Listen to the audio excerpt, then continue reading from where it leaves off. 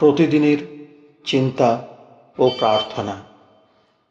7ই September. দিনের প্রধান চিন্তা। প্রেম ও উন্নত আকাঙ্ক্ষার সাহায্যে তুমি তোমাকে ভগবানের আশীর্বাদের দিকে উন্মুক্ত করিতে পারিবে। মুখস্থ করা যায়।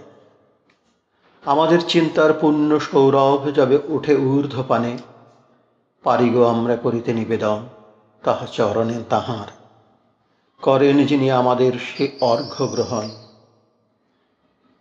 উপদেশ।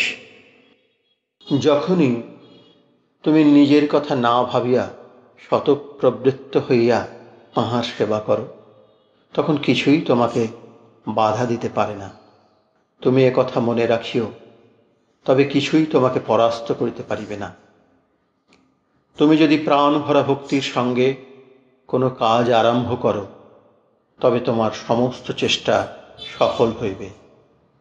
মানুষের আধ্যাত্মিকতা যে ভগবানের প্রকটিত সত্য, ইহা যে কেবল কোনো মহাত্মা বা ভগবানের দূত বা কোনো ধর্মগুরুর সম্মুখে প্রকাশিত হয়, তাহা সত্য নয়।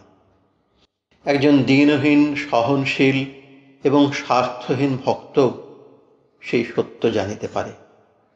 তোমার দৃষ্টি খুলিয়া দাও, তবেই যখন কোনো জটিল সমস্যা তোমার সম্মুখীন হইবে, তখন তুমি তাহার সমাধান করিতে পারিবে।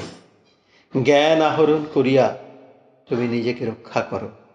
জ্ঞানই একমাত্র চিরস্থায়ী এবং তাহাই তোমাকে সতত রক্ষা করিতে পারে।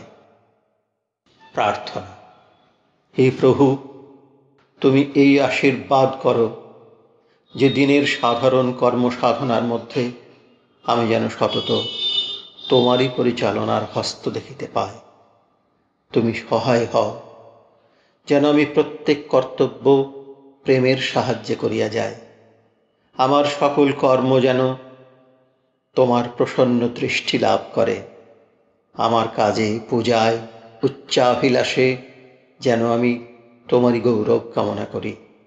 আমার সহন শক্তি তুমি বর্ধিত করো এবং আমাকে তুমি জ্ঞান দান করো, যেন আমি আমার সকল কথায় ও কাজে তোমারই কৃপা প্রকাশ করিতে পারি।